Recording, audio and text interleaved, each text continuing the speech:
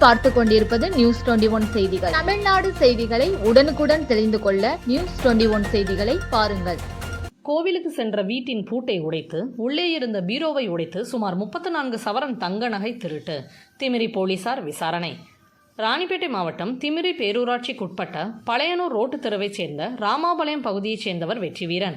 இவர் கூலி வேலை செய்து வருகிறார். இவர் தனது மனைவி, மகள் மற்றும் மகனுடன் வசித்து வருகிறார்.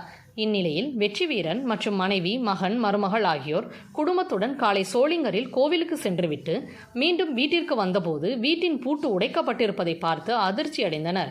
வெற்றிவீரன் மற்றும் குடும்பத்தினர் உள்ளே சென்று பார்த்தபோது பீரோவை உடைத்து அதிலிருந்த கழுத்து செயின், வளையல், நெக்லஸ், மோதிரம் உள்ளிட்ட சுமார் 34 சவரன் தங்க நகை திருடப்பட்டது தெரியவந்தது. இது குறித்து திமிரி காவல் நிலையத்திற்கு தகவல் தெரிவித்தனர். தகவல் அறிந்து சம்பவ இடத்திற்கு சென்ற திமிரி காவல் நிலைய சப் இன்ஸ்பெக்டர் சஞ்சீவிராயன், SP தனிப்படை போலீசார் பாஸ்கரன் மற்றும் போலீசார் சம்பவ இடத்திற்கு சென்று விசாரணை நடத்தி வருகின்றனர். மேலும் அரக்கோணம் பகுதியிலிருந்து கைரேகை நிபுணர்கள் மோப்பனாய் வரவைக்கப்பட்டு விசாரணை நடத்தி வருகின்றனர். திமிரியில் பட்டப்பகலில் அப்பகுதியில் தினசரி நூற்றுக்கணக்கான வாகனங்கள் பொதுமக்கள் செல்லும் சாலையில் பூட்டை உடைத்து சுமார் 34 சவரன் தங்க நகை திருடப்பட்டது அப்பகுதியில் பரபரப்பை ஏற்படுத்தியுள்ளது.